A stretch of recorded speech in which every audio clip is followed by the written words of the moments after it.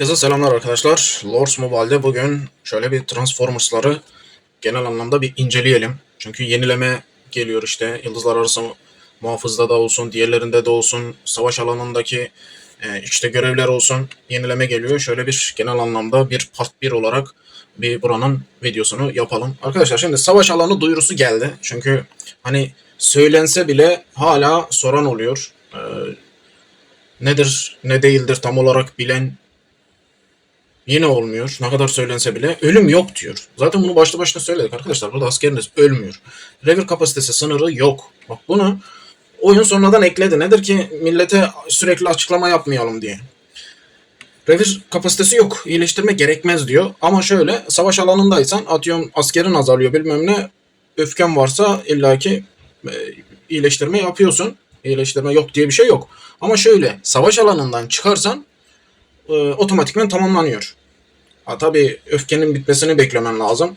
Diyelim ki reviri doldurdun. Öfken bitti. Git sonra tekrar geri gel. Bu şekilde yapıp işte hızlandırıcı kullanmamış olursun. İşte hiç çekinmeden savaş demiş. Zaten alanı hepiniz görmüşsünüzdür, biliyorsunuzdur arkadaşlar. Şimdi Cybertron savaş alanına arkadaşlar şöyle bir yorum getirelim. Şurası örnek yenilendi. Arkadaşlar şöyle sorunlar var. O değil de ben buraya bastığımda yine gidecek. Şimdi mesela şuradaki enerji muhabbetini her zaman söylüyoruz. Bekletirsen orası doluyor.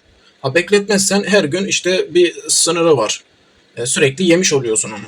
Bunun süresini yemiş oluyorsun. Sürekli orada kalman lazım. Ki kalmalısınız da. Her gün onu değerlendirmelisiniz bence. Bana sorarsanız. Nedenine de geleceğim. Arenaya girelim. Şöyle bir bakalım. Şimdi arenanın zor olduğunu söylüyorlar. Ben de diyorum ki arkadaşlar zor. Şimdi paket almayan oyuncular var, insanlar var. Sıkıntı yaşıyorlar. Neden? Bak, nedenini söyleyeceğim şimdi. Kendim de birebir yaşamak istedim bu mevzuyu. Bakın şimdi bir olay göstereceğim. Örnek mesela buraya geldin. Burada yine 6 level var da. Şöyle bir bakalım. 4 var. 6. 4'ler var. Evet. Şöyle gidelim. Burada da 4'ler 5'ler var. Şöyle bir sakin alan yok mu diye bakıyorum. Evet 6'lar var.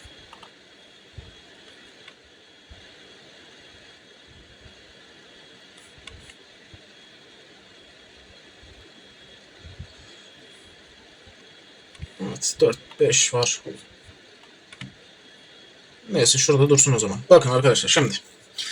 Bak buradaki mevzuyu anlatıyorum. Diyelim ki kendi üzerimden örnek veriyorum. Ben mesela gittim savaş alanına.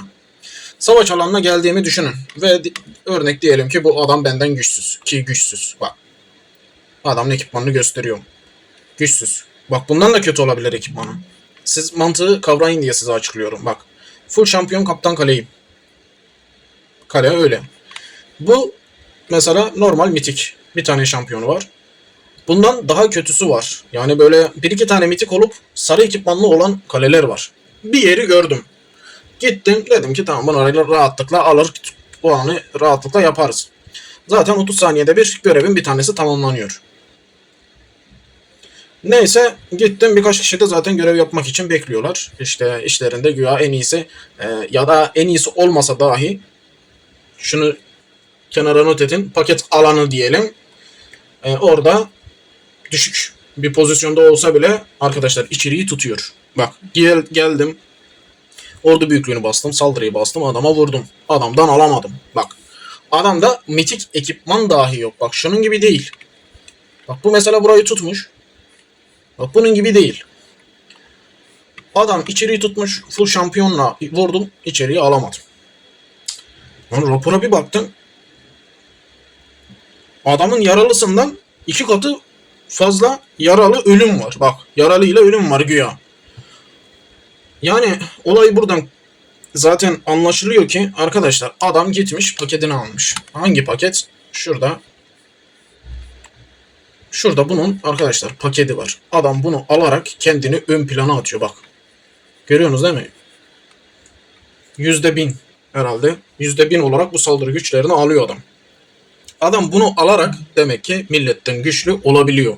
Sizler de çoğunuz mesela daha almamıştır ya da normal şekilde gitmeye devam ediyordur. Şimdi karanlık yuvaları alamıyoruz diyenler var. Ben mesela paket almadan karanlık yuvalar aldım. Ama şöyle yine zorlanılıyor yani. Yuvalar yine zorluyor paket almadan. Ama bunları alan herhalde rahatlıkla karanlık yuvaları dahi alabiliyor ki dediğim gibi örnek mesela o adamla karşılaştım ya, vurdum alamadım. Bunu almış olsam adam normalde herhalde benimle savaşamazdı yani, bir kez vururdu haddini anlar çeker giderdi, öyle bir mevzu olurdu. Şimdi şöyle tabii ben yine oraya kondum. Çünkü kaptan kale olduğum için adam biraz zorlanmaya başladı. Bir şeyler yaptık işte, formasyon değiştir, adam geliyor form değiştir, şöyle yap falan filan derken, ama dediğim gibi adam da alıyor. Hani bir tane ben alsam içeriği mesela adam bu sefer vuruyor, adam da alıyor. Yani anormallik var. Paketi almış adam, güzelce oynuyor. Bundan hariç diyelim ki adam paketi almış, hadi kendini güçlendirmiş. Arkadaşlar önemli olan noktalardan bir tanesi de şu. Mesela alamıyorsunuz. Şimdi burayı güçlendirmeniz lazım. Bak şu alanı güçlendirmeniz lazım. Peki niye? Adam hem o paketi almış hem de burayı güçlendirdiyse arkadaş zaten senin kat kat üstüne çıkıyor bu sefer. Bak buradaki orana bakıyorsun. Bak buradaki orana bakıyorsun. Bak yüzde bilmem ne kadara gidiyor bak. Şimdi bunu hızlıca ilerleten, araştırmaları hızlıca yapan adam senden benden tabii ki güçlü olur. Buradaki saldırı oranları çok çok farklı bir yerlerde. Solo saldırıları ondan sizden istiyorlar. Çünkü burada savaş alanından işte araştırmalar yaparak saldırı değerlerinizi, CP değerlerinizi falan arttırasınız diye uğraşılıyor. Şimdi karanlık yuva alamayanlar ne yapıyor? Arkadaşlar karanlık yuvayı mesela alamıyorsun. Mecbur araştırmaya gitmen lazım. Bunları araştıraraktan bir bakıyorsun ki yavaş yavaş artık karanlık yuva sanki zayıflamış gibi geliyor. Şimdi böyle bir şeyleri var bu işin. Dediğim gibi paket alan güçleniyor. Tabii kaptan kaleler de, normal adamlar paket alıyorsa kaptan kaleler de paket alır. Yani çoğu alır yani. Ya da baktı ki alamıyor. İşte adamdan alamıyor mesela, kendinden güçsüzden adam onu alıyor. Sonra yine buraya yükleniyor. Ha şimdi diyelim ki paket alamıyorsunuz. Paket alamıyorsanız arkadaşlar yoğun anlamda buraya yüklenmeniz lazım. Adam milletten daha hızlı burayı geliştirmeniz lazım. Çünkü burada ne kadar zaman geçirirseniz, toplamayı ne kadar çok yaparsanız o kadar iyi buraları yükseltebilirsiniz. Şimdi mesela şu toplama energon mesela topluyorsunuz. Onda da aslında sorunlar var. Şöyle dile getireyim arkadaşlar. Mesela energon var burada. Energon var. Tamam mı? Buna vuruyorsun mesela. Vurduktan sonra bu sıfırdan başlamıyor. Hani normal oyundaki kaynaklara benzemiyor bu iş. Atıyorum mesela adam kaçta? Diyelim ki adam 68-69'da mı? Sen buna mesela diyelim ki saldırı yaptın. Burayı adamdan aldın. Sen bu sefer aynı bu şekilde adam kaçta bıraktıysa 71, 72 aynı bu şekilde götürüyorsun. Yani sona gelse adam 90 %90'ını falan toplasa mesela, sen vurdun atıyorum %90 %91, sen devam ediyorsun yine toplayıp getiriyorsun. Böyle bir şey yapmışlar. Geçen gittiğimde bir baktım benim kaynaklara vurdular. Kaynaklara vurdular, sonra tıkladım baktım kim vurmuş ya diye. Bir baktım adam kaldığı yerden devam etti. Arkasından ben adamı vurdum. Bu sefer ben kaldığı yerden devam ettim. Ama tabii o zaman eksik atmıştım en başta. Sonrasında full askerler atınca adam yanaşmadı. Şimdi o şekilde boş alan görseler dahi, mesela boş alan dahi görseler dahi dediğim gibi bu sefer adam gidiyor dolu yere vuruyor. Nedir ki? Adam zaten toplamış. Ben adamın üstündeki topladığı o kaynağı alayım, o energonu alayım diyor. Gidip de sıfırdan mesela toplamayanlar da var. Yani bu kaynakta böyle bir sorun var. Dediğim gibi karanlık yuvalarda tabii ki zorlanıyorsunuz. Arkadaşlar düşüklere vurmaya çalışın. Düşüklere vurun. Şöyle de bir problem var. Şimdi mesela diyelim ki yakına gittin buna vurdun. Biz bu sefer 41-42 sen nerede bulacaksın? Anlatabiliyor muyum? Onun için birbirlerinden uzak olabiliyorlar. Ben en başta mesela şöyle ettim. Şöyle bir baktım. Şampiyon kaleyim ya şeyim. 11K'm falan var. Şöyle baktım. Dedim ki tamam dedim, ben şöyle ortalarına geçeyim de dedim şunlara tek tek vurayım yaptım. Onun ışınlandım bir baktım. Işınlandım bir baktım alamıyorum. Yani bizde de oluyor arkadaşlar. Biz de alamıyoruz yani böyle bir mevzuda. Sonra bir baktım alınmıyor. Alınmıyor. Sonra nasıl atıyorum Daha mesela 44'ü alamıyor. Nasıl 46'yı alacaksın? 48 alacaksın. Hani öyle bir yerleştik ki sanki sağına soluna hepsine sola vuracaktım. Baktım olmuyor. Araştırmaya yükleneceksiniz. Araştırmada artık saldırı değerlerinizi arttıracaksınız. Ondan sonra gelmeniz lazım. Şu sol tarafı arttıracaksınız ki ondan sonra yavaş yavaş bir bakıyorsunuz ki zaten yuvalar alınmaya başlıyor. Ama şöyle diyelim ki arttırdığınız bir şeyleri, diyelim ki 44'ü aldınız. Sonra ne var? 45 mesela alınacak. Yine başka araştırmalar yapmanız lazım ki gücünüz artabilsin. Yoksa yine alamıyorsunuz. Bu şekilde oyun sizi götürüyor. Buna dikkat etmeniz lazım. Diyorum ya, adam eğer ki paket aldıysa, adam buradan paketini aldıysa, sen paket alamıyorsan adamdan daha zeki, kurnaz olman lazım ki adam mesela adamdan daha çok burada araştırma yapabilesin. Yani çoğu da var mesela vakit harcayamıyor. Yapamıyor yani. O kadar ahım şahım orada bulunamıyor, şöyle olmuyor, böyle olmuyor. Bak örnek zaten birebir kendimizden gösteriyoruz. Bak şuraya dolmuş. Her gün buna giren adamın burasında zaten enerji bu kadar olmaz. Yani çoğu insan bu şekilde. Onun için her gün belli bir süreyi buraya için harcayın. Gidin orada işte toplamanızı yapın. Karanlık yuvalara vurmaya çalışın. O biriktirin. Şu görevleri tamamlayın. Zaten bu görevler yine değişikliğe uğrayacak. Yine bir 5 günlük falan süresi var. Bu artacak arkadaşlar. Yani bunda ahım şahım anlatılacak o kadar çok şey aslında yok. Ama ileriki zamanlarda bu görevleri yaparken illaki zorlanacaksınız. Neden? Şimdi mesela sana diyor ki 2 tane araştırma yap diyor. Sen bunu şimdilik kolay yapabiliyorsun. Neden? Geldik tekrar şuraya. Şunları farz edin ki yapmışsınız yani. Şunlar yine sıfırda da. Diyelim ki şunları yaptınız 10'ar tane. Bak 10'ar taneye kadar örnek veriyorum. Kolay yaptınız. Ondan sonra bir bakıyorsunuz ki zaten kademe kademe zorlanıyor da. Ondan sonra bir bakıyorsun ki o 2 tane araştırmayı yapmak için burada bayağı yıldız falan biriktirmen gerekiyor. Yani ileride zorlanacaksınız o konularda. Bazı görevler sizi zorlayacak. Şu mesela ileride araştırma yapacak.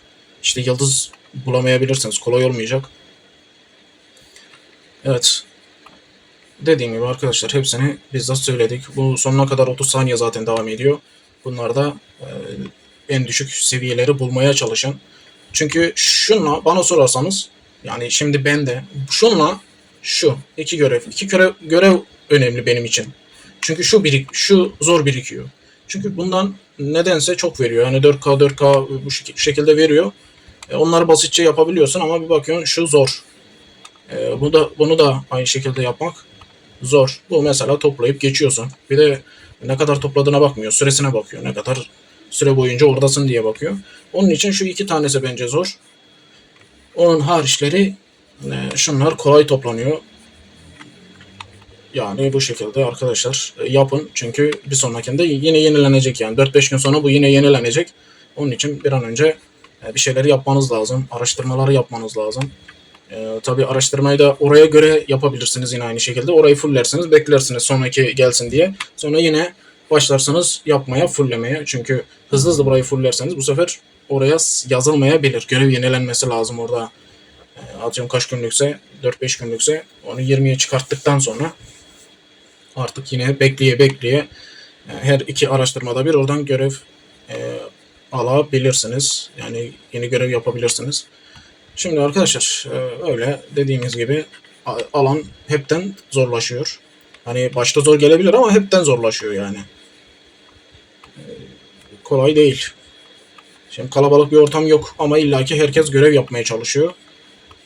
Bu şekilde biz de size bu şekilde bilgiler verelim. Yine sormak istediğiniz sorular olursa arkadaşlar sorun. Ben dediğim gibi deneme amaçlı gittim paketi almadan baktım mesela adamda şampiyon ekipmanı yok. Mitik ekipmanı bile yok. Normal ekipmanı mitik değil. Böyle sarı falan parçaları vardı adamın. Bir baktım beni zorluyor. Kenardakiler de şey yazıyor. İşte lütfen bize de görev yapmak için zaman ver falan bir şeyler yazıyor. Zannediyor ki hani ben rahatlıkla onlardan alırım ama paket almadan paket alana karşı kazanmam zorlaşıyor işte. Böyle bir sorun var işin içinde. Öyle arkadaşlar. Hani biz tuttuk yaptık yapacağımız kadar yine görevi ama böyle zorlukları var bu alanın. Tabii ki yapmanızı söylüyorum çünkü yine yenilenmeler oluyor. Hatta şu etkinlikte bile yenilenme var. Bak mesela bunun süresi bitecek. Bak bunun süresi bitecek. Yine yenilenme gelecek. Sürekli değişecek. Dediğim gibi arkadaşlar şurada yine özellikleriyle alakalı kısa öz bilgiler vermişler. Biz de açıkça zaten bir şeyleri sizlere dile getirdik. Bizden bugünlük bu kadar. Yine sormak istediğiniz şeyler olursa sorun. Hani biz de deneyebiliriz, bakabiliriz yani. Bu şekilde arkadaşlar. Kendinize iyi bakın. Sağlıcakla kalın. Görüşmek üzere.